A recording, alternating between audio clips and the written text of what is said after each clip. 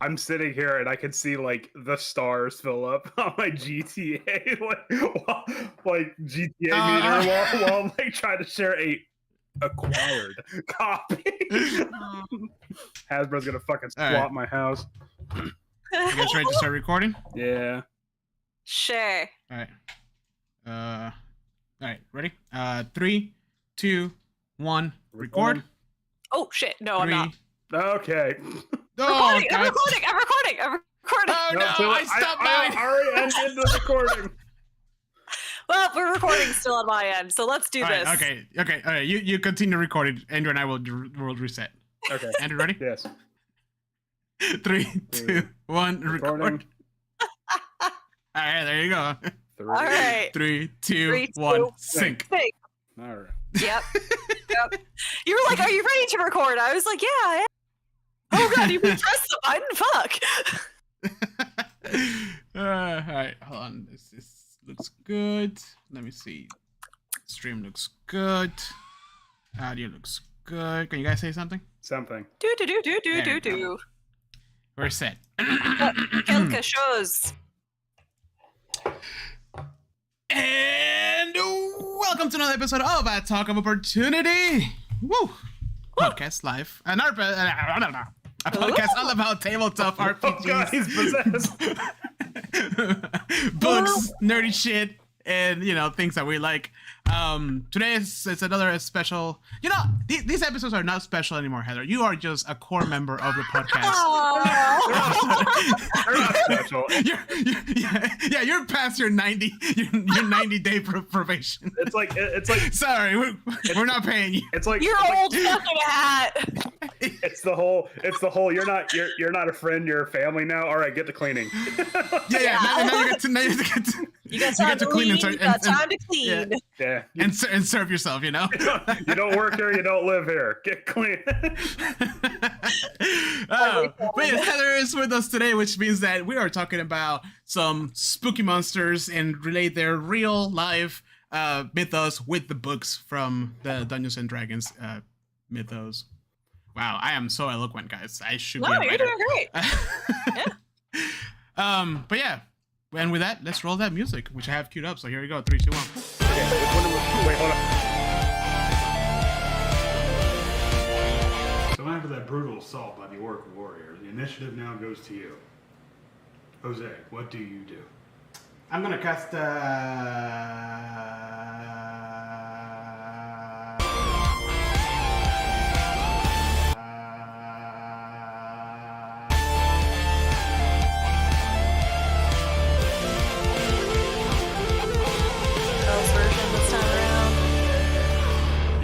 we already have it from the last time. And we're back. Yeah. Woo! All right, so today we're talking about 2 monsters, one that I've used and one that I don't think I have used so far. But that is the Red Cap and the Bheur hag. Did I say it right? Yeah. Bheur hag. Yeah, there you go. That's good enough for you guys. Her counterpart has just as complicated of a name to say, just in the tongue bleh way. But yeah, before we get moving, however, let's talk about what we're drinking today. And I just realized I'm not prepared for this, so you guys go first. I am completely prepared for this. I even went back to double check the name of the coffee shop that I got my nice chai latte from. Well, little city perks in St. Augustine, a little old town coffee. I will say, go to Kookaburra. Go to Kookaburra. It's the best coffee shop. I just want to say, there was one thing I'm going to tell you after this. After you... All right, yeah, you guys go to that Kookaburra. Andrew, what are you drinking? I am doing a throwback to season 1 because it's 5 o'clock. I can't drink coffee. And so I'm having a Kona longboard lager. I'm having a Bheur while we're talking about Bheur. Kristen, give me a beer. We're doing this. Actually, you know what? I think midway through the podcast, I am gonna get my drink, but for now, I am drinking water because I have been packing since I'm moving in about a month. I know, a month, a little time, but I am a crazy person, as you guys can see or not. Behind me is all of my RPG stuff. just a little bit of things. Just a few. I like it seems as though you and Kristen are at war right now, and you're just slowly building It's up a the wall, wall. yeah. Gotta get a little bow and arrow. Oh, they're doing the thing where they're splitting the apartment in half. Yeah, there's a big line of tape right in the middle. Oh no, the TV's on this side, but the controller's on that side. Oh god, the one bathroom's on this side. Ah! Yeah. You shit. Because you're gonna have to go. The toilet. That's your hat. Yeah. Oh, Heather, I saw your picture you posted with that coffee the other day. What is it called? Kookaburra? Kookaburra. All right, so in my beautiful country, Oh, kuka no. is a very bad word. Oh no! Yeah, for bad? it's a bad way of saying the female reproductive system. Oh! Yeah, it's like a very like when you Is it so like, when you posted it, I was gonna text you and like, hey, like no, let her enjoy it. is it like just informal or like bad? Like bad. Like English P or- slang term? Yeah, P or the C? favorite. Which one? C. Oh, okay. Honestly, But a little more it. if you hear that word come out of my mouth, first off, I actually I like that word. I don't know if it's my DNA or what, but I think it's fun. If you hear it come out of my mouth, that means I am actually injured and things are bad, and you should come check on me. Okay. Good to know. If I say that word, it's because I'm doing a bad Australian accent. Yeah. Say that word is because I've been watching a lot of The Boys right now. Yeah, I watched a lot of English television for a bit, and then all of a sudden I was lifeguarding, and I just kept saying "Oi!" like every single time I had to yell at somebody because it was the only way to make my voice carry. Yeah. So a little bit of news. This is the last episode ever. No, what? Ever. Just for the No, year. we're done. Yeah, the holidays are coming, so this is we're closing this episode with a Christmassy or wintry themed episode from Heather.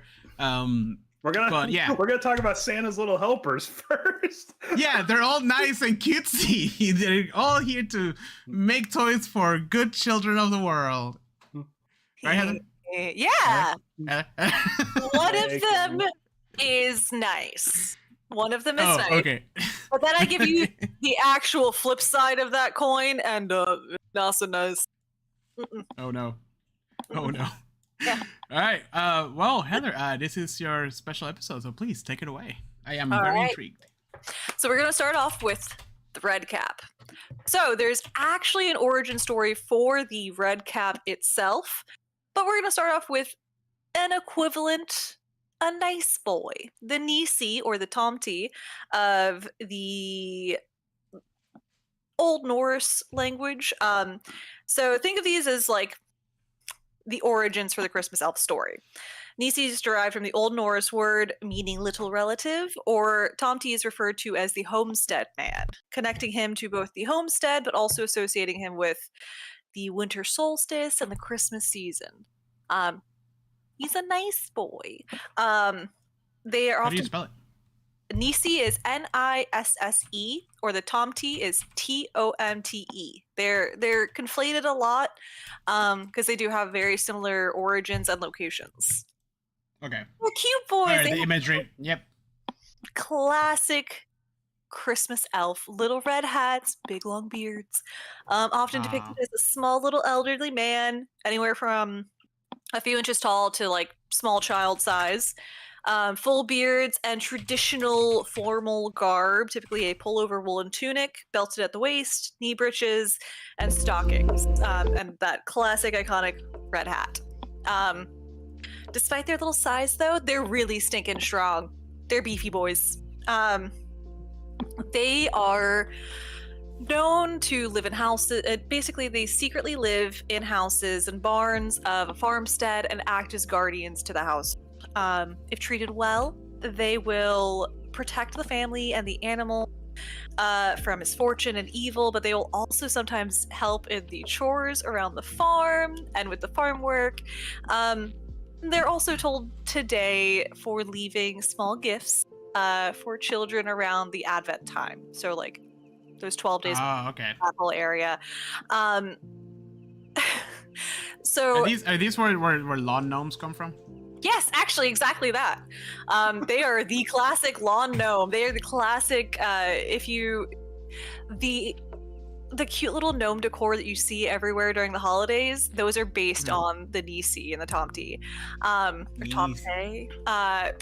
So they do have a lot of personality, but they especially love the horses on the farm. Like, they are their favorite, most treasured animal. And it's said that even their favorite horses will become the healthiest of all of them. They're the most well cared for. And sometimes you can find that they've braided their hair. Oh, God. Like a little, I know, it's very sweet. But if you undo that braid, you have screwed up, because undoing the braid will basically bring misfortune on you, and you have now pissed off your Nisi, and you don't want to do that. Oh. It's a whole race of horse girls? I don't know how I feel about that. I think it's very sweet. They're here to help. They're here to be of assistance. And if you have horses on the farm, you're already a horse person, so... Yeah, I like how they're portrayed, though. They're like tiny, but like when I'm looking at images on Google, and like it goes from like the elf and then gets shorter and shorter, and the head bigger and bigger, to the point where it's eventually just like a very long hat and just beard. That's all it is. They're not poking out. I like to imagine that they get shorter with time and their hat gets bigger. Like the nicer and harder they work, like bigger the hat. Yeah. But you should always be careful, because at the end of the day, the Nisi can be very short-tempered, especially if you have offended them. Punishments By saying they're short-tempered. Yeah, I may have already screwed up. But punishments for offenses can be very small, like little pranks, stealing items, or literally them boxing you on the ear. Like just right on the ear. Pop. Huh. Yep. Greater offenses lead to much bigger punishments, like they could end up maiming or killing livestock, or destroying the farm's fortunes entirely. Oh my God. They're definitely traditionalists. They don't take kindly to changes and how things are done on the farm. So they definitely are, like, they're very classic. Everything's cool if you're cool with them. But a quick way to offend them is by being rude, farm workers swearing, peeing in the barn. I don't know why. Wait, if you swear, you make them angry? Yep. If you're cussing up a storm, well, I'm fucked. I know. I no mirrors. I really back down. I was like, well, shit. Sorry. Yeah. A farmer not cursing. Right. Is that why they're all like, dadgummit, and stuff like that? It is now. Gosh darn it! Holy wow, Batman. Yeah, but another way is by treating animals badly. Like, they will beat you down at that point, which I'm okay. That they deserve. Yeah. Here for. I'm here for that. So, how do you treat your Nisi nicely? Just a fun sentence. I'm assuming by leaving out little tiny dishes. Cookies. Oh. Like the tiniest little cheeseburger. You're actually very close, but this is more of a traditional Icelandic tale. So, Lutefisk. Got it. Tradition dictates that you present them with a bowl of porridge on Christmas Eve as payment for all of the work they have done all year. There also has to be a pat of butter on top that is specified in the lore. Little porridge, little butter, done. You have paid your Nisi for the year. That is it. Yeah. Very cheap labor. Oh, I mean, a bowl of porridge lasts a Nisi like a year. That's why it's just, yeah, no, you essentially fed a whole colony in Nisi, so. And if you don't give them their payment for the year, they will leave the house or the farm and may cause mischief on the way out, like tying the cows' tails together or smashing and breaking things. Oh. Oh, okay. Yeah. So then, this sounds like a disgruntled employee. I know. Well, I mean, if you don't pay them, all they're expecting is a hot dish of porridge, and you don't give it to them. Like, come on, I'd be angry too. It's like they're asking for like livable wage. It's like someone taking all the fucking toner cartridges out of the office on the last day. Hell yeah. If you did not steal like 20 packs of Post-it notes, you had a good job. I don't know what to say.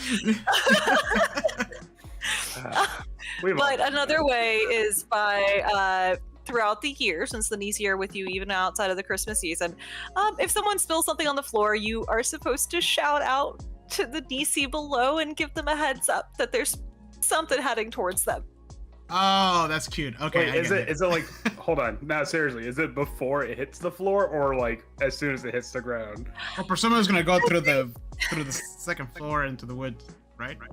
Because I mean, I hope so. I would assume it's either. Like, if you have enough reaction time to say, like, look up below. Yeah, I just want to know if it was like a slow motion dive, like, no. For the Nisi. Monster Nisi, no. You know, I think I'm gonna base my Christmas decoration on Icelandic. Nisi. I like it. They're pretty cute. They're so stinking cute. They're stupid cute. So one of the mythologies about them goes that that a farmer unwittingly put the piece of butter under the porridge. What a bastard! Yes. I hope they skinned that son of a bitch. Well, when the Tomty. Oh God. When the Tomty of his farm said found the butter was missing, which he thought it was missing, he was filled with anger and ended up killing the cow resting in the barn, the prized cow of the farmer. Can you imagine that? Can you? Keep going. But he then became so hungry that he went back to eat the porridge and then found the pat of butter and felt so bad that he had wronged the farmer. He stole a identical cow from someone else and put it in the barn. Oh my God. Okay. So it has to be two of these Nisis, right? Where one's like, son of a bitch, you didn't put the fucking butter in. I'll show this. And here in the distance, you hear kind of like as it's getting like slaughtered, and then one's like, oh, it's underneath the porridge. It's it. He put it under the porridge. Shit. Hold on. 3 hours to clean this up. Hold on, the financial implications for the what the fuck? The financial implication of the one that doesn't have a cow anymore. I know. You know how valuable a cow is? Incredible. Poor family. Especially in like midwinter. Like it's exactly. frozen. You need that fat and that milk and everything else to survive. Yeah. So then that farmer's gonna find out that his cow is gone, and then he's gonna curse, and then another niece is gonna get angry at them, and then that family's just, that's it. That's the end of that family. I really hope that the Nisi went to another house where he lived, and they pissed him off and didn't give him his porridge. Yeah. So he was out. What if like later on they like, like cows are branded? You're saying like, hey, that's my cow. You saw my cow.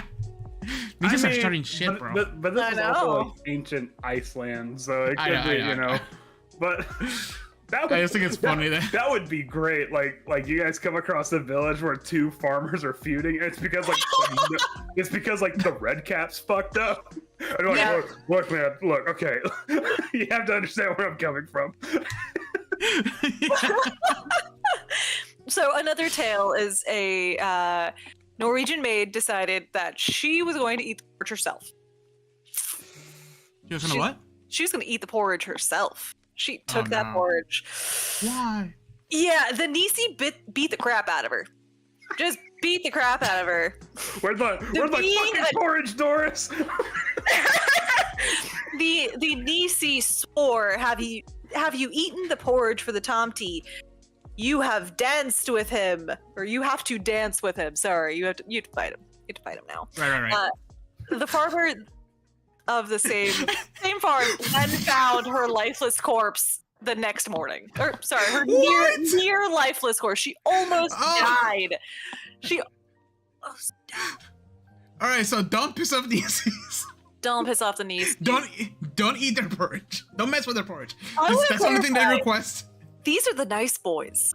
Why not? Okay, these are the nice boys. Okay, wait, hold on. They seem to really like butter. Has anyone just left out butter for them? It's like what if you can't just eat straight butter. Apparently they can. Hey, there's a section of there's a section of Instagram for that. Yeah, Buttergram. We've all been a part of it. Yeah, just eating butter straight up. Instagram, no, I don't want that. I don't want that. I'm gonna send you some reels, Heather. Please don't. I don't want to train my algorithm to like. Oh, this girl's really into eating butter. Nice. Oh shit. Okay, Nieces, got it. Just porridge, sacred. Just butter on top. Just leave it. I have found that porridge is sacred in a lot of these stories. So, those were the nice boys. These are the nice concept of how to make a red cap, because there is an actual origin story for red cap specifically. Okay, like real life? Folklore, yes, but they're actually called. Yeah, right. Yes. No, non-D&D. So yeah, those are a nice concept for how to make, say they're like the counterpart to the red caps in your stories, or they're the peaceful faction that decided they weren't here for the red cap lifestyle of murder and rampage. Right. And I just imagine like a red cap that's retired and become a Nisi. But then, like, there's no butter in the porridge. And it's just like, think I'm out. They start bringing me back in. So the counterpart to the Nisi, which I find interesting because they're close enough in description that it seems like one is like a corrupted version of the other. So red caps, sometimes called Powery, are from the Anglo-Scottish border lore, and they're a type of malevolent and murderous goblin. Think of them as the Christmas elf of your nightmares. Oh. Horrific. Legends date back to the early 1300s. Red caps inhabit the ruined castles and towers along the coast of England and Scotland, murdering travelers and those who have strayed too far from home. Just cause they need to. If an unfortunate traveler takes refuge in their lair, they will fling huge stones at them until they have been crushed to death. And, or they will hunt them down with lightning fast speed and impale you. Great. Just cause. Just cause. All right. You just want to have fun, you know? It's Christmas, it's a holiday spirit. All right, cool. Don't go into an abandoned castle you don't know. That's a bad plan. I don't know, man. It's just like a good time to... more power to you. I also think that to me, that's like walking next to a waterway at night. Like, I don't want to meet whatever spirits out there. I'm good. Right. So typically they're depicted as a sturdy old man with glowing red eyes, large prominent teeth, skinny, long, extended fingers tipped with eagle-like talons, and grisly, greasy hair streaming down their shoulders. Okay.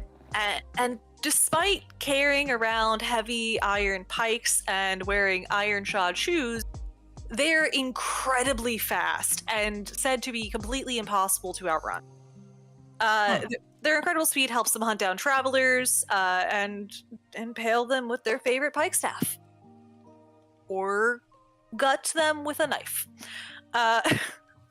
They then doff their cap and soak it in the blood of their victims to create that brilliant red hue on their caps. Now, that's accurate to the lore in D&D. Now what country is this? This is it's an Anglo-Scottish tale, so we're a line between England and Scotland. Okay, Scotland, what the fuck? Why can't we just have nice things, man? I don't know. I think they've been asking the British that a long time. That's true. Oh, what if it's like a children's tale to avoid the British? Oh. I think it's related a lot to like Highwind and things like that. Since there have been castle ruins there for centuries, I assume that a lot of murderous gangs have probably taken refuge in them. Mm-hmm. At least that's the vibe I was getting. But it is said that Redcap's caps never dry out because they are constantly having to soak them in new blood to keep it as vibrant as possible. Okay. So, how do you stay safe from these guys? Don't go outside. Strength won't work. Nope. No strength. But a cleric will. Clerics are the key here. They can only be driven away with scripture or brandishing a crucifix, making them screech, yell, vanish into flames, and they will leave behind a single large tooth. Huh. A single large tooth. One big tooth. These weird gnomish vampires that you guys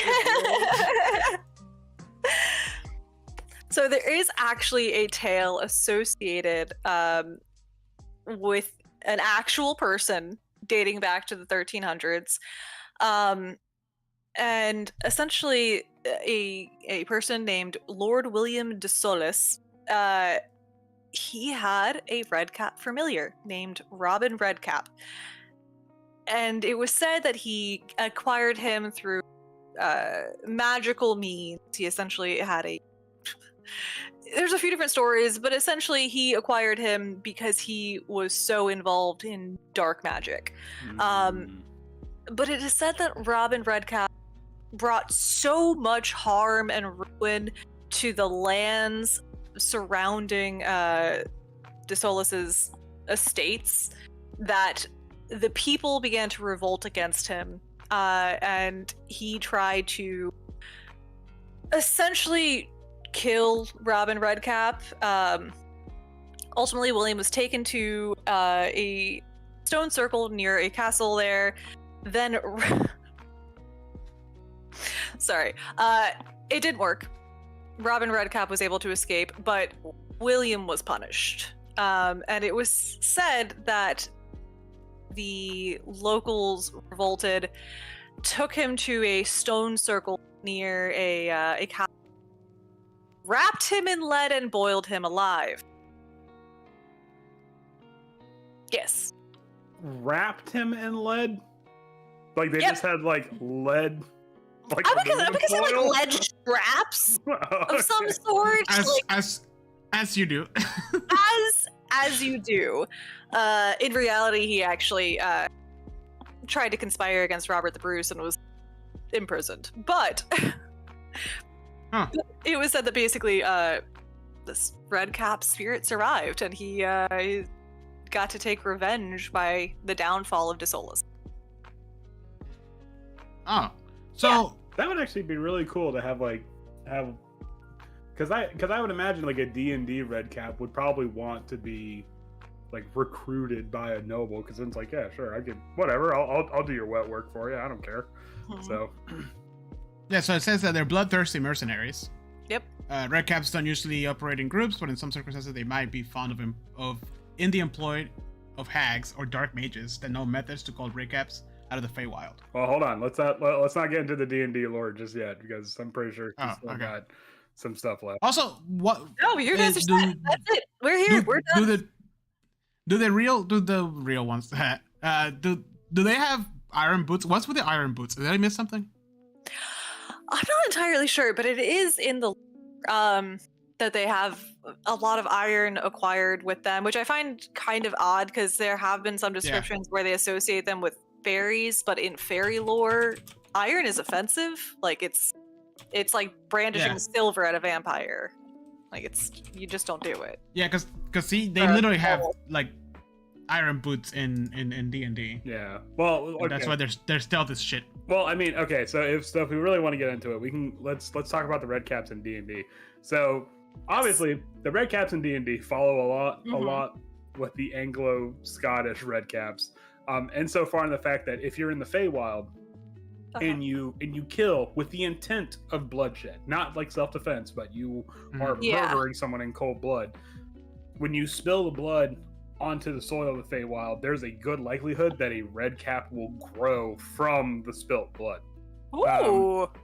Yeah, and in fact, there's like a small gestation period where it looks like a mushroom at first, but then when the mushroom like blooms or sprouts, a red cap shows up underneath it. And they also have iron boots, which does give them a disadvantage on stealth checks. And the reason why they describe this is because even if they wanted to, a red cap cannot be subtle. It will be as direct and as blunt as possible in whatever approach it's going to take. But also owing to the mythos, a red cap, not only just its strength, because it does have a pretty high strength. It has like a strength of like 18 or something like that. But owing to the mythos, a red cap has to kill. It's described that if a red cap goes anywhere, if it doesn't kill at least once every 3 days, the red cap vanishes from existence. Yeah. So it's born and bred with a killer's mentality. That being said, it's not fast. It only has a speed of 25 feet, but it does have an attack where it can move up to its speed and then drop kick you with the iron boots. So I mean, there's that. Also, when it's grappling, the red cap is considered to be medium, because they're small in D&D. Yeah, small but strong. So yeah, and heavy weapons don't impose this disadvantage on its attack rolls. I would kind of want to bump that speed up, because I feel as though a red cap is like a major character for like a higher class party to deal with, but it's like a fast zombie in my mind. Well, then what you can do is that instead of bumping the speed up, like as a reaction, you can have it move up to its speed to like a target or something like that. Yeah. And that'll give it a little bit of an advantage there. It doesn't have the highest of armor class. I mean, if you get a few good hits on it in a mid-level party, it'll be gone. Well, I mean, it's described as not having armor at all. It's literally just the shirt on its back that's its armor. But it also does describe that if it does work for somebody, it demands to be paid in victims. So, wow! No gold, no nothing. It just wants. Sounds like a perfect henchman for a hag. Or a nobleman that just wants to get stuff done. Yeah. So. Oh my gosh, Octavia's gonna go home and find out that his grandpa hired a red cap. No. What have you done? It's okay. He's level 11 by now. Why then? Yeah, I just go home, fireball, done. Yeah. Actually, yes. I think just Scorching Ray will be fine. Oh, actually, hold on. There's something else here. It says, also, some red caps can sense the being whose murderous act led to their birth. A red cap might use this innate connection to find its creator and make that creature its first victim. Yeah. So that could be a lot of fun with a party that, well, I don't know, because heroes don't usually kill with intent, do they? It's usually self-defense. Hero. Okay. Our party's been different. No, but like I said, heroes. True heroes, not the unhinged D&D parties that we are in. Yeah. But I mean, it could be a situation where it's like you're killing this person, like and like, even though later on it's for the greater good, right now you want to, like you want to assassinate this evil person because blah blah blah, right?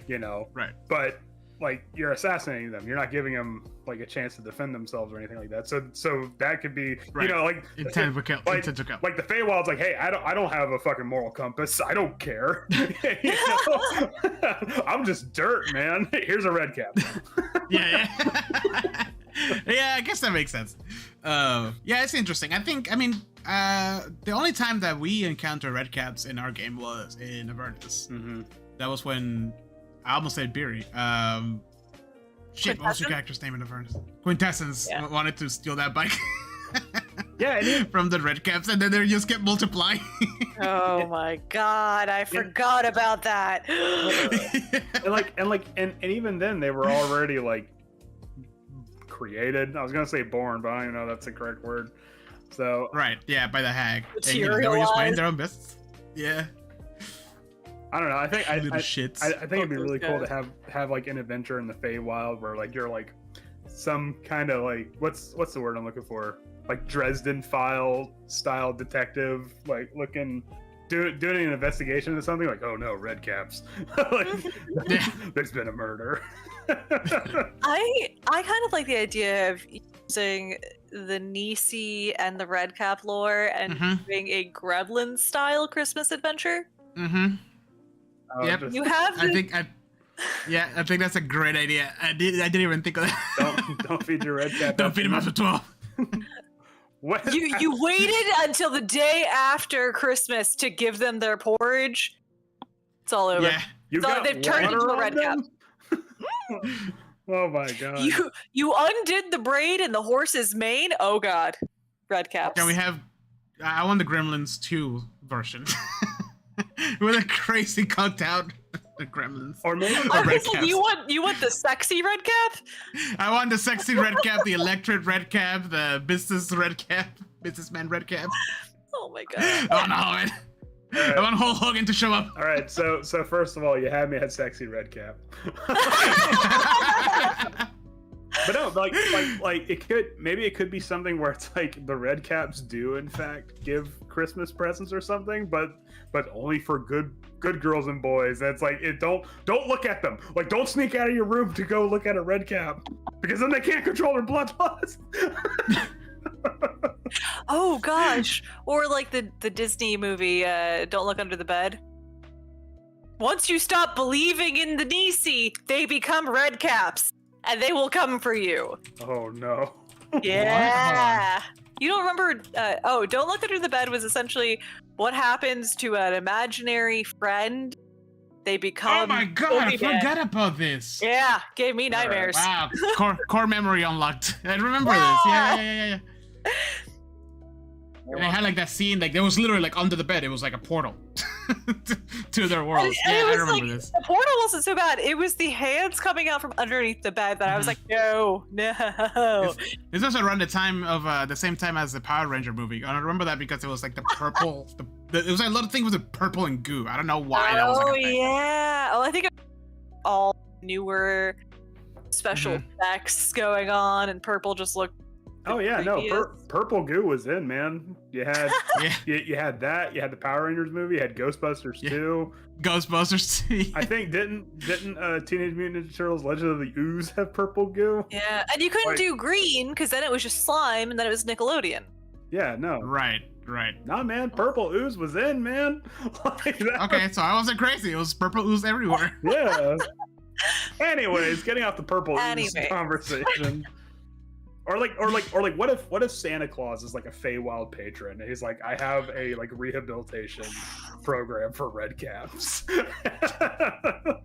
And then they become Nisis. Yeah. I like the idea that what if Santa just had a special ops force and it was the redcaps? That was the deal with the really bad kids. There was like the naughty and nice, then they got Santa's murdering kids. But sir, what about little? Maybe he waits till they're adults. Put them in the fucking ground. Yeah, special sweatsuits. Go. Skin him alive. Oh man. Santa waits till they're adults, but then he seeks revenge. Did Santa create them? Did Santa have to kill someone for the redcaps to show up? Question: if you kill a redcap with the intention of killing a redcap, not self-defense, does that make more redcaps? Yes. In my world, it does. Does it make 2 redcaps instead of 1 redcap? Yes. And then when you kill those 2, it's 4. And then those 4, it's 6. And now you have an army of redcaps. Yes. But they want to kill you. Like, that's the problem. No. I'll be like, I'll find you victims. Oh man, this is gonna be like the first evil campaign, guys. I love it. I'll find you victims. Let's go to this little part of Waterdeep called Whitechapel. Follow me. Oh no!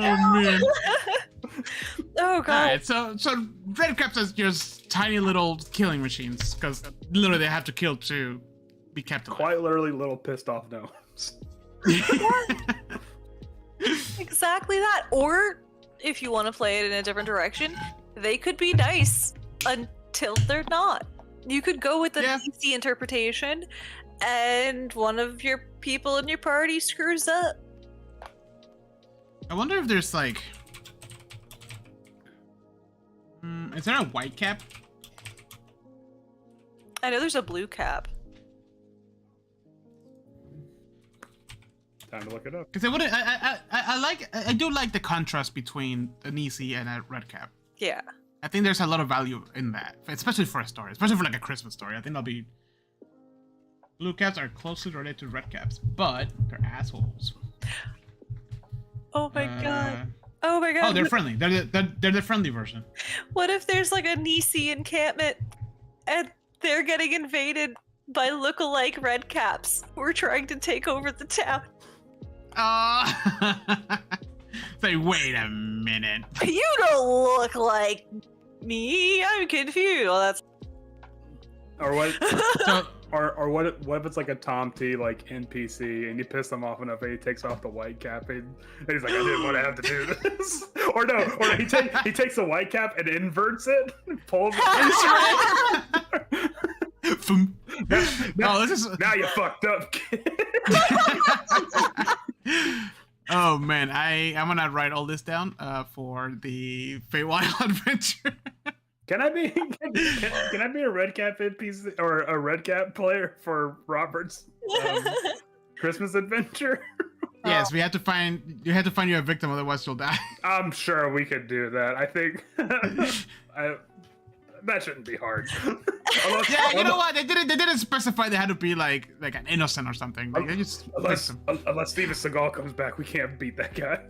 Oh my god. Steven Seagal Part 2. No. The Reckoning. Get out of here. We're not ready for this. Oh man. Anyway. Right. Oh my goodness. So yes, that is those are the Nisi, Tomty, or red caps. There's red cap. A version. Scandinavian. Yeah, there's a lot, and red cap is Anglo-Scottish. Oh, okay. See, Tomty are Scandinavian, Icelandic. Got it. He's just angry. Scottish, Anglo-Scottish, angry people. I understand why. It's a harsh environment. It was an area that has been entrenched in battles. Yeah, centuries. Scandinavians are just having like perpetual war, bloodshed. Yeah, I liked when I was researching the concept that the Nisi came over with the Vikings. And then they got corrupted by the amount of warring going on in such a tight little area. Oh, I like that. I don't know. That was how I interpreted that. Like this faction of the story moved over to this area, and then it had to be something that was used to explain why it was so dangerous to go through the lands. And then there's makes sense. And then there's this one Nisi that's like, finally, and then Doom music starts playing in the background. For some reason. Where did the shotgun come from? Bjornson, where'd you get a shotgun? What's a shotgun? Don't worry about it. Alright, well, I just put a bunch of Nisis in my Amazon cart. I have a Nisi. They're gonna protect my house. I have a Nisi, and his hat is covered in little skulls. Oh, that's cool. He's a Halloween. So red cap? No, he's a Halloween Nisi. He's like a little goth Nisi. Okay.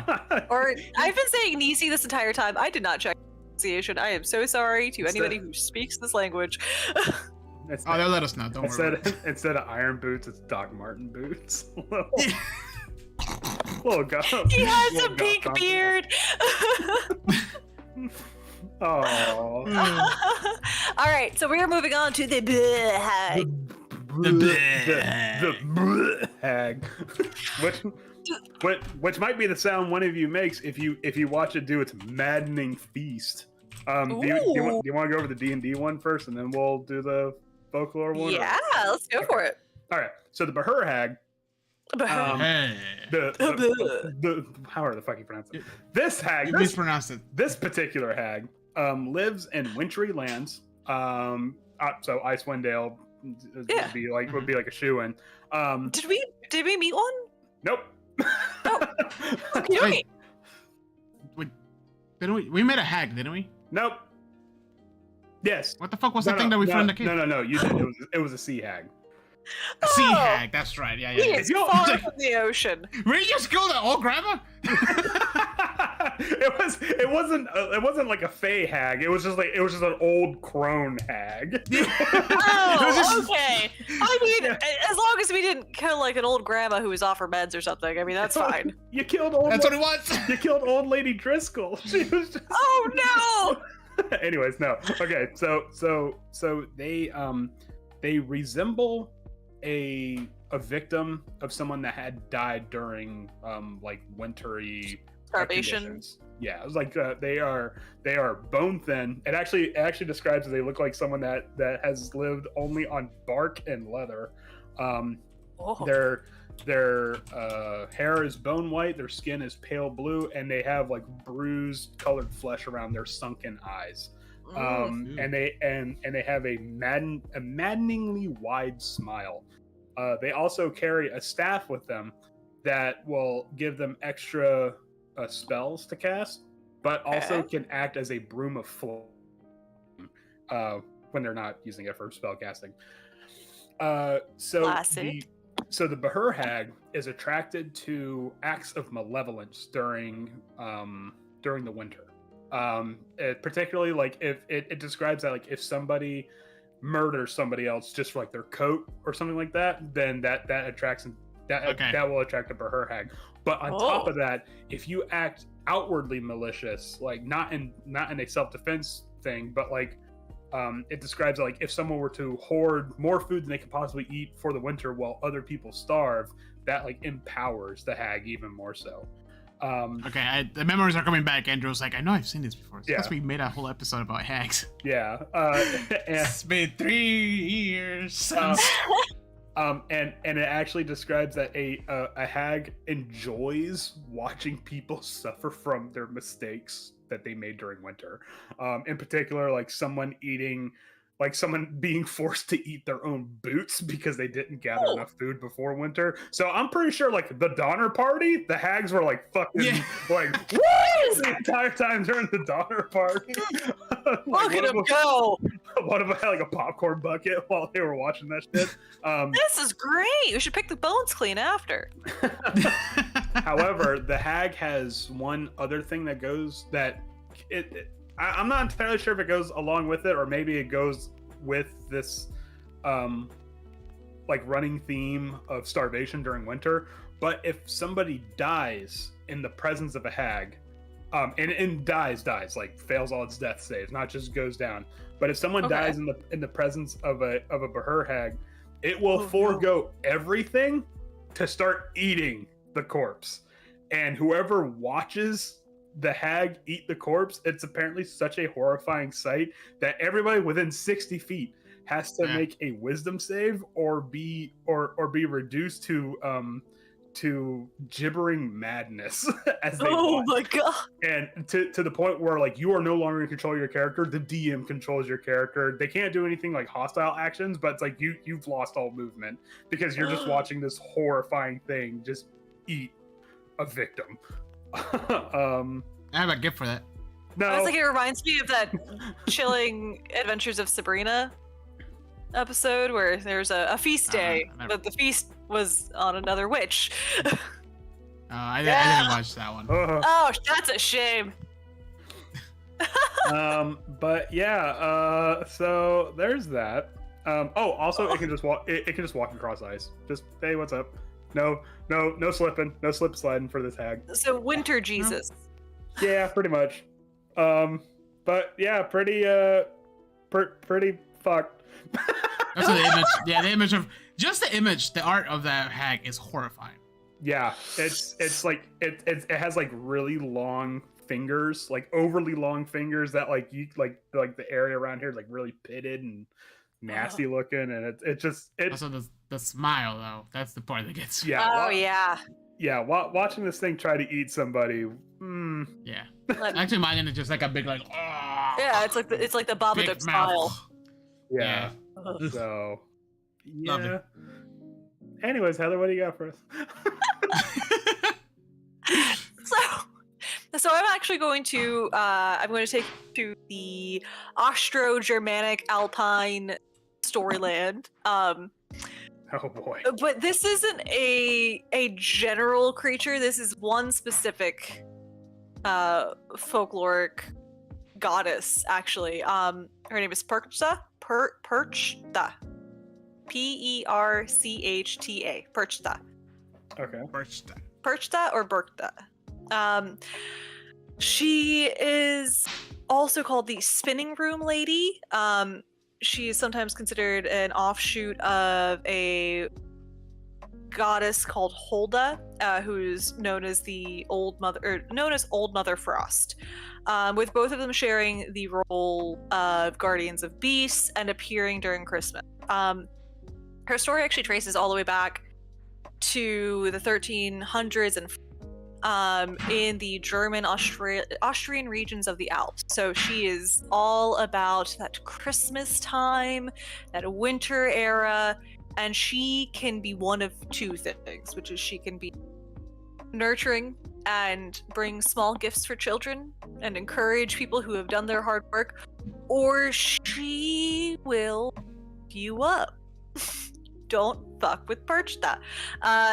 So some descriptions of her describe her in two forms. One as a beautiful young maiden with snowy white skin, glowing radiance, like this embodiment of youth and vitality in this wintry season. The other is as a haggard old lady with a beaked nose made of iron, dressed in rags, and carrying a cane with a hidden knife under her skirts. Yes. Okay. So you got two options. Either you get the good version or you get the one that will fuck you up. But which one's the good version? It would be crazy if the evil looking one was actually the good one. Oh, it would be, but it's not. Man, come on, Germans. there's even some descriptions where she is said to have one large foot that is either a goose foot or a swan foot, like symbolizing that she is of a higher echelons of being. She is a creature that can shapeshift. She is allowed to, is basically a sign of her magical origins. Which also I found some cool unsettling art. Please feel free. Yeah. I just sent it to you guys. So she is said to roam the countryside. Oh, that's okay. That's putting that away. Yeah, the bad one's even worse than. Yep. There was a good one. I'm assuming the one that's in like a white cloak is a good one. But it has like a 7-foot long neck. Is it a neck? So she roams the countryside at midwinter, entering homes during those 12 days of Epiphany and Christmas time. She is obsessed with the cleanliness of your home and whether or not you have. I'm fucked. Yeah. And whether or not you have done all of your spinning of flax and wool in time for the end of the year, or at the end of the 12th night, or January 6th, is like, you have to be done with your shit. Deadline. Because I don't like this one. Because if Frau Perchta finds your like lazily half-spun fibers, she is known to either trample the spinning wheel, set the fibers on fire, or or slit your belly open with the knife and stuff it full of straw. Oh my god, that escalated so quickly. I just like the first two, cause like, oh yeah, I'll definitely spend my fucking flax now. What the hell am I gonna do? This is so counterproductive. Yeah. Oh, thanks. I've learned the error of my ways. Well, sucks to suck. You should have finished because there's a timeline. She gave you a due date, and if you're not done by then, you're supposed to have your big loom out and ready for weaving. My procrastinator ass will be so like yeah, starting to go so last minute, like January. Like shit, I gotta spend this. Yeah. I got time. Go down the road. Borrow the neighbor's wheel. We gotta get this done. I can't do this now. But I like how it's just like, oh, she has a fit, or she just fucking guts you. Like that's. But I just like a fish. It's just she's like, well, you weren't using this shit anyways. That's what you get. Finish your shit next year, bud.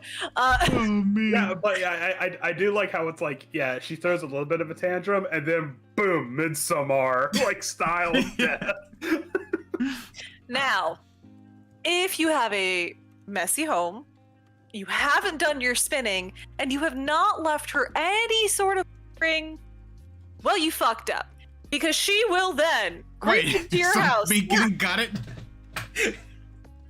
Well, you know, that's specifically if you didn't do your spinning. But if you haven't done any of these things, she will then creep into your house, use her massive knife to split open your belly, rip out all of your guts and your stomach, stuff you full of straw and pebbles, and then stitch you back up. While you're sleeping.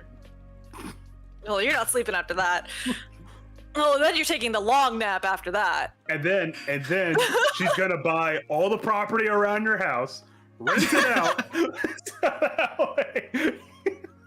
What? I don't know. That's so extreme.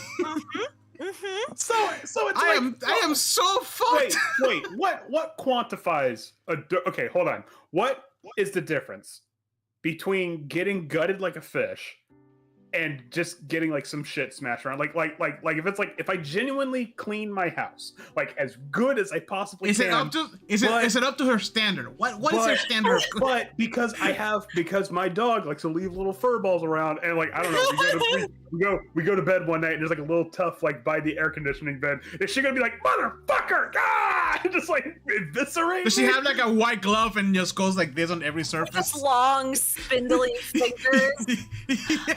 I like to imagine that like general cleanliness of a house, like your dishes are done, your floors are done, or like winter time, your tools are put away and everything's like stored. Okay. I'm just saying, because I don't want my last words to be like, he's shedding his winter coat. Ah! You know? I'm sorry, I didn't clean out my keyboard. Yeah, there's crumbs everywhere. I had snack before bed. Do you know how unhygienic your keyboard is? I should have made a video when I last cleaned my keyboard, guys. I would have gotten gutted. Oh God. I mean, another way you can get your belly slit open. Oh, okay. Keep going. Oh yeah. Clean out the cat litter box. That's one. Wait, what does this come from again? What culture? This is Germanic Austrian folklore. Okay, makes sense. Yeah. Yep, got it. Yeah, All like, it's in the Grimm's fairy tales. Like yeah. It was.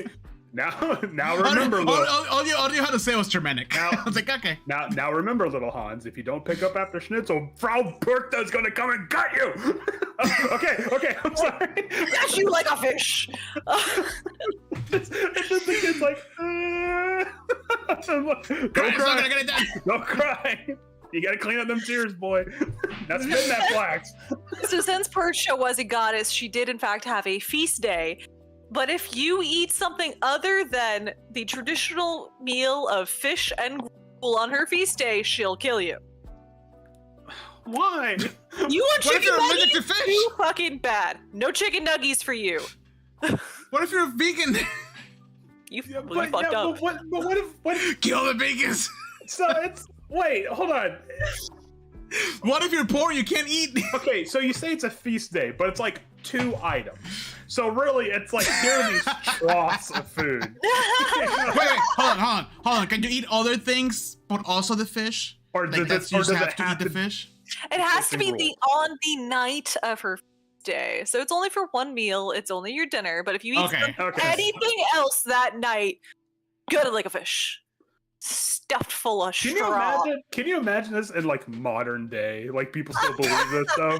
Where it's like Frau Perkta's like feast day and like your husband brought home McDonald's. You're like, what the fuck are you doing? I had the fish and gruel already. Throw it out. Throw it directly in your bag. Bag it up. Put it in the trash can. Please don't tell me you had any fries on the way home. The sun is down. Frau Perkta is looking for us. What if you're allergic to fish? What if you're vegan? Like there's so man, they had no chill back then. No. Oh no, see, Nine. what you do is that if you're allergic to fish, you just get like a 1950s fish jello mold. Oh! Not even she will come to your house if you make that. Andrew, why do you have to put that in my... Oh, by the way, speaking of which, I found out there was something called a mayonnaise salad. Just that they made in the like 50s. a potato salad? No, it was a salad made of mayonnaise that they then flavored the mayonnaise with like Jello mix. Yeah. So God, yeah. Andrew, about that one. I thought I was sending you the weird shit on Instagram. Where you been? I'll send y'all the recipe for Send that to the group. Everybody needs to know this. This needs to be a discussion. Yeah. For lemon lime mayonnaise salad. Oh. Make sure you tag Chris on that one. He loves mayonnaise. He doesn't. He hates it. Oh God, I can't even look at it without gagging. Oh Doesn't lime like curdle and like break mayonnaise? Like no, why would no, it? lemon goes into mayonnaise to create the Yeah. Oh, that's true. Yeah, that is true. My bad. Did you think mayonnaise was dairy?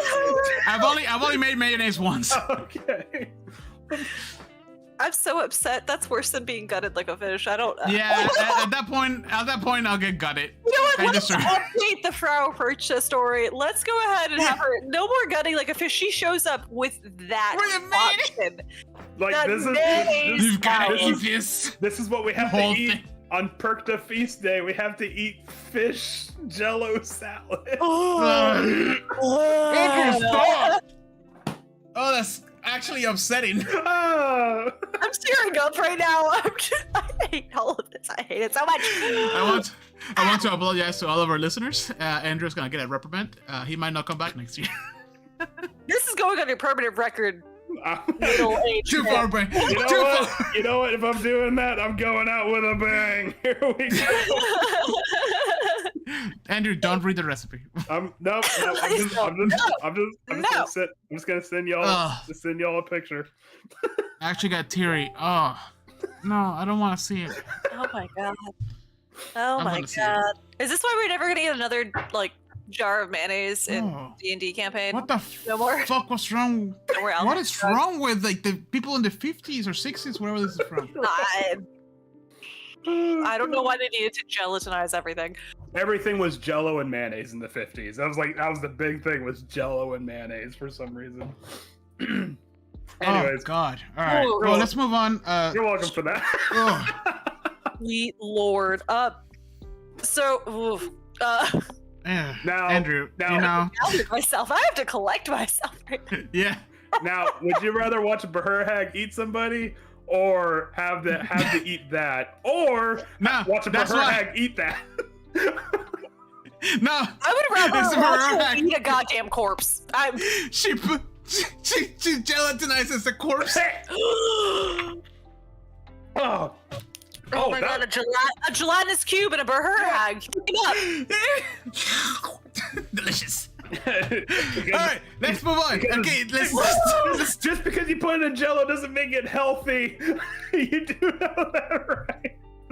And then on top of it, they put the mayonnaise salad. Oh my god! Lime Jello mayonnaise. Yummy. Yikes! This is why we're taking a break, guys. Oh god, I don't feel good. I'm sorry. Other legends of Frau Perkcha. Other We're gonna lose subscribers. Okay, Andrew, we just went to 100. Fuck this. We're going back. I'm just gonna put like a sensor beep on everything that Andrew says for beep beep beep beep, and then I was going. Wait, hold on. I found one. A lime green Jello salad with cottage cheese and pineapple. Okay. Why? I don't know. Anyways, let's move on. Yeah, please. I hope no one is feeling, nauseous listening to this episode. I feel like this should have come up with a content warning. Yeah, I know. Warning, mayonnaise and Jello, it's gonna be mentioned. Hey, y'all, it's Andrew. An opportunity. I said some things that were kind of out of line later on in this episode. With a ukulele? Yeah, the ukulele slowly. I'm sorry. Heather's drifted back into alcoholism. We haven't heard from Jose in days. My beard's all patchy when I show up. I want my tooth fall out. All right. Another story that is associated with Frau Perkcha is the legend of the Wild Hunt. Okay. All right, yeah. I kind of know that one. Yeah, so the Wild Hunt is, in the most general terms, because it's been a while since I've heard about this, the Wild Hunt was essentially a ghostly, ethereal squad of ghouls that essentially roamed the English countryside or Germanic countrysides, hunting. It's an eternal hunting party. Sometimes The Witcher 3 of the Wild Hunt. No. Anyways. Andrew, play the damn game! But it says that she flies through the night sky attended by an army of lost souls, including basically servants that are near identical to Krampus. Mm-hmm. So these Krampus-style beings are flying alongside Perkcha. And the only way to know for sure which is Krampus rides abroad during the St. Nicholas Eve or Christmas Eve, while Perkcha tends to show up more towards the Epiphany and the last three Thursdays before Christmas. I like to imagine somebody's confused, like, oh, it's Santa. He's early. Wait, but hold on. Isn't the Wild Hunt supposed to be like a bad thing? Like I was always under the assumption it's like a premonition of or like an omen of. Yeah. I've heard it as an omen of death, or it's one of those things of like if you see the Wild Hunt, there's a chance that you are going to be stolen away by it. There's like a few different versions of it, and it seems to shift depending on the region. Like I know that the Wild Hunt of Germany is not quite the same as the Wild Hunt of like Scotland and England. See, I actually know the Wild Hunt from the old country song "Ghost Riders in the Sky," which is a cowboy retelling of the Wild Hunt. Hey man, I know Limburg left Long Island in 1927 because of Jimmy Buffett. Okay, like everybody has their little things they remember. Yeah. Okay.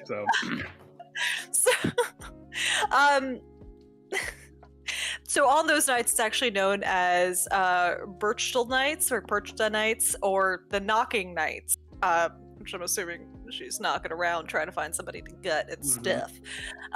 She's also known to bring along her army of the night, which are the souls of unbaptized children that she just collects. Okay. Oh. Yeah. So legend has it that if you hear wild winds and thunder roaring and rumbling throughout the on those nights, you're actually hearing the sound of Perchta coming down and leading the wild hunt. Okay. Keep going. Oh, okay. Well, this. No. I'll it's like 10 seconds. I'll be right back. Sorry. Okay. So yeah, she likes to collect like the most creepy people to gather alongside her. She wants some Krampus. She wants creepy dead children. Which is even fucking freakier. Because imagine she sneaks into your house, but she also has like 3 dead children with her. Hi. He's like a little toddler. It's just hi. Well, you just hear like, hey, if you're gonna send a message, might as well send the message. It's Krampus and dead babies. I mean, there's nothing more like. It's very Germanic. It's very like harsh. This is a harsh reality. She's about to lay it down on you. Guess what? You were lazy. She's gonna murder you now. Yep, that's That's why when you say Germanic, I get it. So, how do you guys think you appease Perchta? By leaving a bowl of porridge with a pat of butter outside, hopefully. Ding, ding, ding. Oh, I was kidding. Porridge? I'm not even kidding. So similar to the need, loves an offering of porridge. Bonus points if you give her a bevy. Like, give her a little beverage. Give her a little tipple of vodka. So it's like when she shows up, it's like, oh yeah, I know my kitchen's a mess, but maybe we could overlook it for this nice hot bowl of porridge. So it sounds like to me like just to be safe. Yeah, just to be safe, have porridge. Just to be safe. I kind of love the idea of like what happens if you live like in an area where you have both Nisi and Perchta. Do they fight over the porridge? No, you leave a small one, for the Nisi, and then a little porridge for the. Oh. Yeah. Here you go, buddy. There you go. Well, no, I mean you would obviously leave like a shelf that's higher than a Nisi. You're that Perchta's getting like the white tablecloth treatment. Like I'm not screwing on. No. She ain't coming to my house because I'll be immediately killed.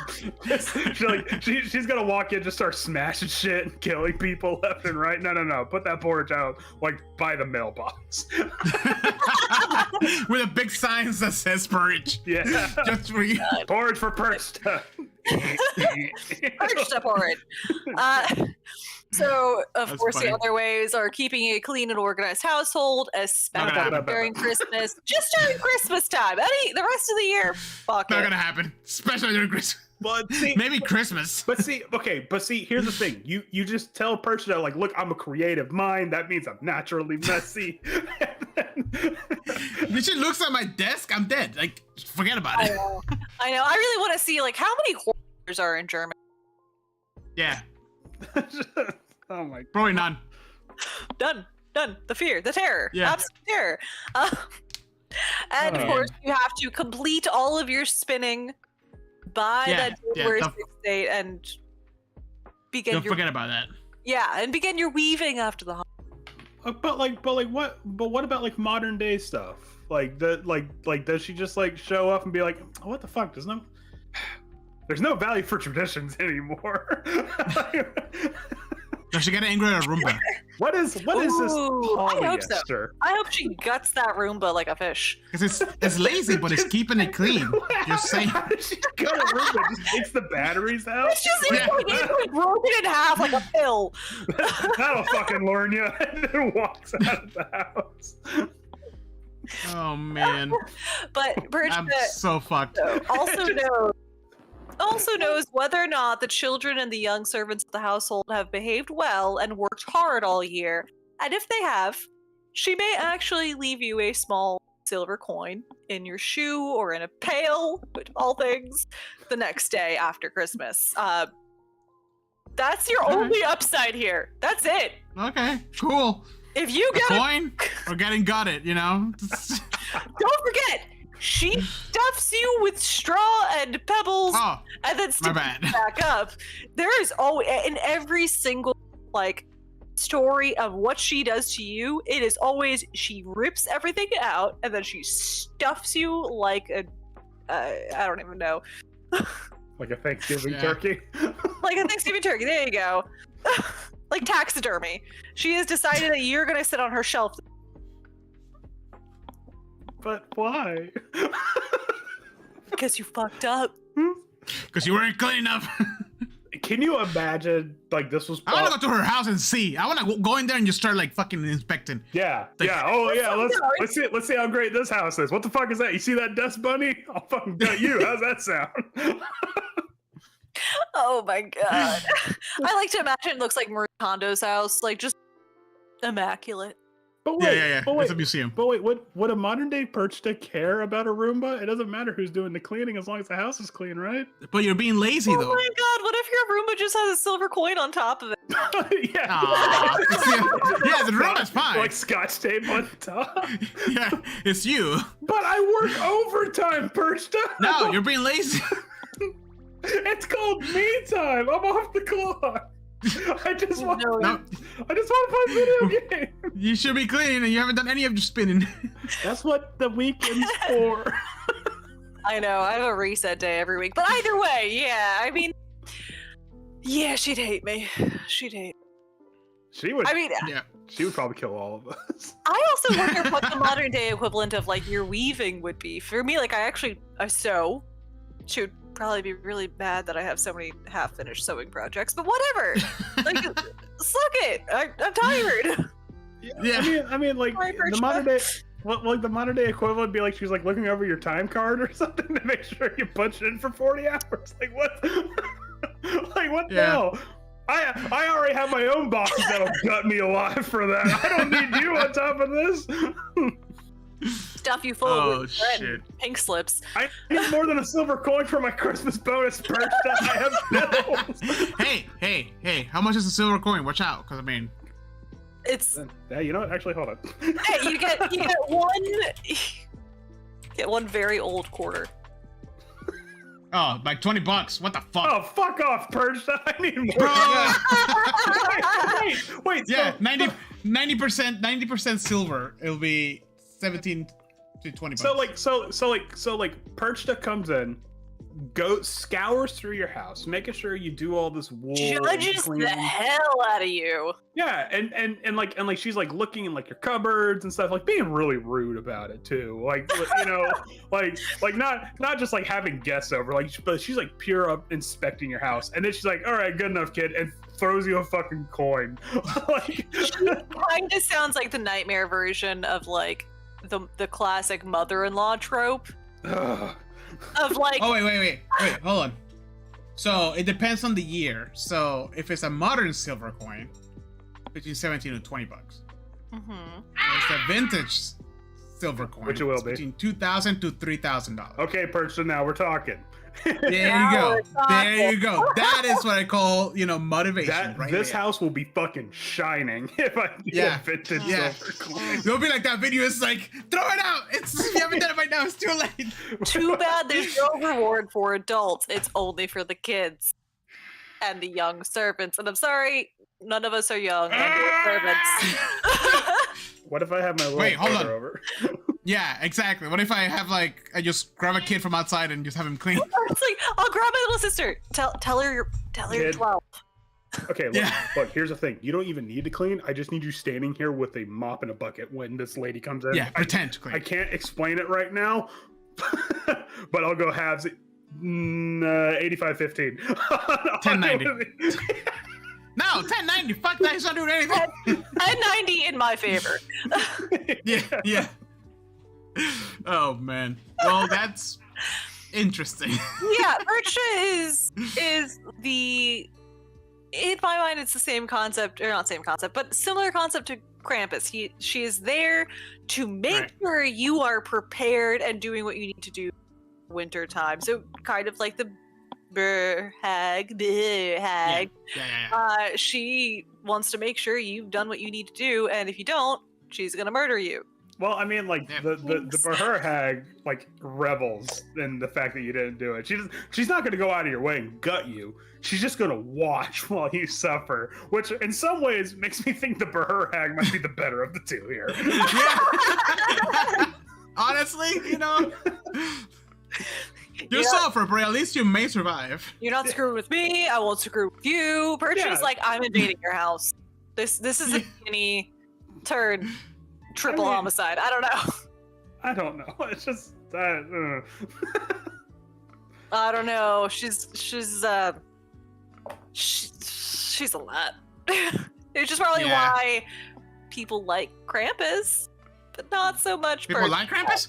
Well, Krampus is less terrifying than Krampus. Yeah, well, I guess. There's less gutting. Krampus is giving the bad kids what they deserve, all right? He's beating them with a stack of ashes and dragging them to hell. Whereas Perchta, like, you don't know this person's story. Maybe they didn't have time to spend the wool. Yeah, maybe they're a single mother with like 20 kids. Like maybe maybe they like broke their hand earlier in the year and they just recovered. Like, you don't know what they're like, but no, you're gonna come in here and smash their shit and then fucking gut them? Well, did you give her some porridge? Did you say, I'm sorry, Perchta, I know I fucked up, here's your payment, like, it's all cool, we're cool, you're cool, let's keep it cool this winter. I'm just gonna start making a lot of porridge. Yeah. I have a big old thing of porridge. I feel like I need to put some porridge out on my porch. Like, thank you, Lucy, sorry, Perchta, please ignore. Please don't come in, my house is messy, here's porridge. Yeah. Oh, man. Woo. All right, well, those are some interesting Christmas traditions. A lot of porridge, a lot of gutting. A lot of porridges, a lot of B&Es, murders. So yeah, it's not a regular Christmas for all of us, right, guys? Yeah. Your house is invaded by people you don't really want being there. And if you don't give them food, they're going to freak the fuck out. Oh God, maybe you were right about the whole like step or like mother-in-law thing. Maybe it was like some kids like, who's that evil lady? And the dad's like, oh, okay, let me tell you. and like the wife is just glaring in the background. Oh man. No. All right. Grandma's gonna gut me? No, sweetie. She's but mommy might gut her if she keeps talking shit about her beef Wellington, okay? Oh my goodness. Yeah, so those are just a few like Christmassy stories. There's tons of amazing things out there. Just to put you in the mood. A little bit of hot chocolate and kids. I love creepy Christmas. Maybe it's because I'm not in a snowy environment, but I feel like that chill the soul a little bit. Well, I hear you. I mean, it is fascinating to like how they scared these people into doing their chores, essentially. Into surviving. Yeah. Like, oh, what's that? Oh, you didn't gather enough stuff for the winter? Oh, here comes the evil lady that's gonna stab you. Oh man. There's tons of other stories that are spooky and Christmassy. I just couldn't find them to relate to D&D entirely. Like, I would love to tell you guys about the Yule Cat. But if any of you out there want to look up the Yule Cat or Gorilla or any of the Inuit or Anasi stories, some of those folklores are so sticky. But Yule Cat. Nope, not you. I have it queued up here. Well, Heather, thank you for educating us again with the creepiest shit we've ever heard. Thank you for letting me ramble about my spooky stuff. What the fuck is that? Sorry, we don't have anything. We don't have anything similar to that in D&D. At least not that I'm aware. Sorry, I was looking at Cat. Yeah. But let's move on to my favorite segment of our episode. Session highlights. Last session was pretty eventful. Next season, I'm getting a soundboard. Yeah, like, you're gonna forget what the button is though, and you're just gonna go with. You're just gonna go with a womp womp womp. No. Not as Yeah. Oh, all right. Andrew, do you have any session highlights from last session? Because last session was very eventful in so many weird ways. Oh my god. So my personal favorite part was when after you killed the berserkers, and I forget who it was. I think it was Robert's like, yeah, these guys totally ain't gonna come back again. And Oh no, that was me. And I just mugged right into the camera. Yeah, I saw that. I was like, fuck. And the thing is, I forgot you did that. So like when they came out, I was like, oh yeah, I forgot about it. Oh yeah, hey, that thing happened. Yeah. Oh. Do you want to describe what happened, Andrew, just to kind of like refresh our memories? So you guys went into a cave of essentially just Charlotte berserkers, and you were. We started a fight with dragons. Yeah, you were. Yeah, for some reason dragons were there. Hey, I didn't make the adventure. I'm just running it at this point. But what's it?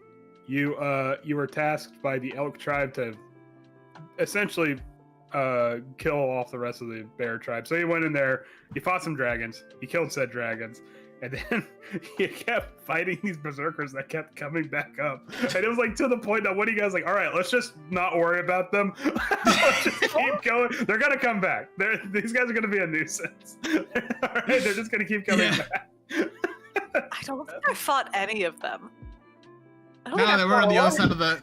Yeah, because you split with Robert on the other side of the cave. Oh, and then he came around. And then there was oh my god, Robert's fucking jump was my favorite part. I like that part too, but then I also like the part where Beery was just shouting at a fire.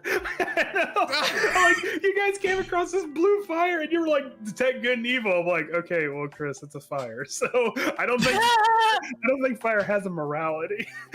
Yeah, we all got very philosophical there for a second. I just instantly like embodied Uncle Iroh and it's not the fire. How you use it. And then Beery was yelling at the fire, and I'm like, it's a fire. It doesn't do anything. And then Beery and I were also very salty. And then, yeah, because everyone kept stealing Heather's kills. Shut up! So bad.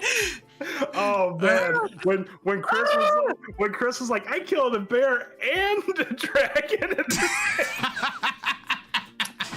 Everything in me wanted to eat him off of the mountain. Okay, everything in me. For the rest of the night, I was even Octavia took her kill twice. So Heather, just so you guys are aware, Heather, for some reason, I think it was actually the last two sessions. You just kept rolling ones. There were so many ones. Yeah. I don't both know in damage. Yeah, both in damage and attack rolls. It was crazy. Yeah. I was like, I've never seen so many ones. Roll20 just wasn't having it. I don't know what the deal was. I don't know. Roll20 was like, you need a redemption arc, and this is it today. Yeah, my favorite part was honestly when I didn't even see it. I just heard it.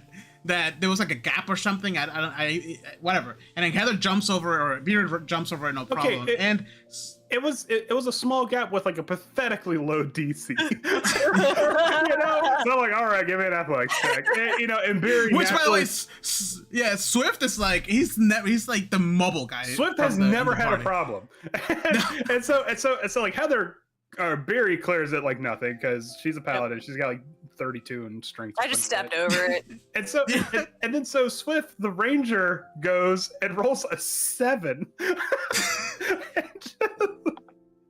And it's like a cat who missed the edge entirely and is just scrambling. but like the worst part about it was, well, I mean, to me, the best part was Robert was like, all right, what happens? I'm like, you fall 10 feet. It's really not that far. Because I didn't see the map. So for me, I thought it was like a chasm. Like, it was like, like, I'm like, oh my God. Yeah, I was like, oh my God. We lost Swift. How this is gonna like, what is gonna happen? And then Andrew's just like, you just fall 10 feet. I'm like, oh, whatever. Yeah. Oh yeah, but yeah, for me, honestly, it was the fact that like everybody kept taking Heather's kill constantly. That was. I don't know if I should call that my session highlight or not, because. I mean, it was everything. It was Fury, rage. It both of the dragons, and then it was the big guy in the back of the cave that like only Bheur was fighting for the longest time, and then here comes Octavius, just fucking shoots him. It's like, wow, that was easy. Yeah, it was more the 2 dragons that my Worm Doom Goliath Paladin did not get a fucking murder. Ah! I'm just saying, unfortunately, right now, 0 for 4 on dragon kills. Yeah, it's the dice just don't like you, Heather. I'm sorry. And then all of a sudden, there was a bear that broke out of the flesh of the berserker. Yep. And then Beery, the bear breaker, did get to kill them. I just messaged because it was like, you know, he killed the bear or whatever, and we kept going with the fight, and I just messaged and text to everybody. It's like, wait, does that mean that Misha is now the bear breaker? Yeah, that about broke. The rage that I got from him. I felt it through the camera. Just like, we're playing with fire here. Yeah, it was Listen, fucking Beery with caves just don't mix. It was so depressing. It was by the end of it, I was like, "Cause I'm not. This is like playing with that one bad player again, but it's the dice today." I just can't. I'm waiting for like the next time you guys go to a cave and Barry's like, I'm just gonna sit this one out. I know how it's gonna go. Just gonna sit there. Just wait for it. For some reason, caves give me like a natural disadvantage. I don't know what it is. And I went in. Like, I grew up in caves. What are you talking about? Like, I know this cave. That's the weird part. That's why I was like, I know this goes around because they all do. Yeah. Fuck. So that was dragons. I gotta kill some dragons at some point. My ancestors were shouting at me, okay? Well, let's see what the dice hold. There might be a really big dragon. Still trying to find I have a question, Andrew. Yes. What would have happened if we put out that fire, or was it just a regular fire? The berserkers that died would have stayed dead. I knew it. I fucking knew it. I knew it, but I couldn't like do it in the game. Like, you know what I mean? As a player, I knew it. I was like, I'm sure that fire has something to do with it, but I don't know how the fuck to like translate that into. You could have just said it right then and there. Oh, I'm pretty sure that fire has something to do with it. Yeah, I guess. Well, by that time, you're already almost done with the fight. Because I mean, like, think about like, fire's not normally blue, and these guys keep coming back. That's 2 weird things going on. I assumed it was like I of course went to like school Harry Potter concept of like they're talking through the fire. It's a messaging service. Right. That's what I thought too. No. But no. No. I like that I got to haste both of you guys. I love the idea of like Swift the Zoomies. Oh yeah. Oh yeah. And as soon as you hasted Swift, he started missing, or they started missing. Yeah, because before that he was doing like energy. He was doing like 60 damage, 80, like crazy amount of damage. And the minute I hasted him, because I was like, okay, well he's gonna do damage regardless. Nope, he started missing ones, or he hit. But he rolled a bunch of ones in between. Like, it was crazy. It was so crazy. I don't know what it was. Like, what should have been like an hour and a half, a couple hours in that cave became the entirety of the session because we didn't even take a break. We just rolled like shit. Like I rolled like shit. I was like eating all the hits. I high level cast him my Scorching Ray multiple times and I barely hit. Like. Out of five Scorching Rays, like 2 of them. It was crazy. You guys should see the map in the book. It's like a quarter of a page. I'm like, oh, we'll blast right through this. I didn't think it was gonna be. Nope. Oh man. Shit. I was down to like 9 hit points, and everyone's like, "Oh, Heather, you're like Barry, just how far down are you? Oh my god." Up. I'm like, I don't know. Yeah, you took like all the hits because like Octavia took like 1 big hit and that was it. I took all of the hits and got none of the kills. You were literally like, I can do this all day. Fuck! I literally climbed back on the back of the dragon for the second time in this campaign and still didn't get to kill the fucker. Fucking Misha's just like, dead. He did it with the last one too. I was so mad. I was like, I'm doing something here. Please let me go. Please. No. But you went. But the thing is that you went. Your rolls didn't hit. I know. Same thing with the Charlatan dragon. I was like, I'm right here. I'm on its back. I'm ready to kill it. Like, let's do this. No. I'm sorry. Oh man. It is not your fault. I'm blaming Roll20. I'm gonna talk shit. Yeah. It's dice. It's literally the dice. Oh shit. It's just not in the storyline for me, I guess. Bheur will never take over her Goliath clan. She is doomed to shame her. And it's gonna be something where it's like you do come across a dragon, but right before you lay the killing blow, it dies of an unknown disease. We're gonna go see your dad again, and then like Misha's gonna have all these trophies, and you're gonna have none. If Misha kills another dragon and Bheur, she's throwing him off a cliff. That's it. She will mentally break. She will then become like an oath of vengeance. And it's over for fucking everybody. It's like, I knew I didn't like you for a reason. Like you're fighting a dragon and it trips and falls and smacks his head on a particularly sharp corner of a table that you didn't realize it was there, and it dies. I'd chuck his head off at that point and say I did it. I don't care. Yeah, no. Everyone will be like that. Everyone will be like, doesn't count. Yeah, that doesn't count. It doesn't count. Your dad's gonna see from the mountains. You didn't do that. No. Misha's gonna go back to my Goliath clan with me and be like, she didn't kill a single dragon. I'd be like, fucking narc! What are you doing? Also, I love the fact that he just called you like home record, like in the middle of fucking fight. Oh man! I was definitely like, I made a joke. Hey, wait a minute. Everybody was just like, what? Like, oh yeah, I guess that makes sense. I just realized something. Why is the two paladins like the weird sex pests of this? I don't know. Why do people that go to Catholic school get a little weird after? Mm-hmm. After or during. I like to imagine that Bheur like meant to go to certain kinds of meetings when she was down south and like Waterdeep and stuff, but she ended up at she skipped all of them. Yeah, she ended up like accidentally at like a trade course.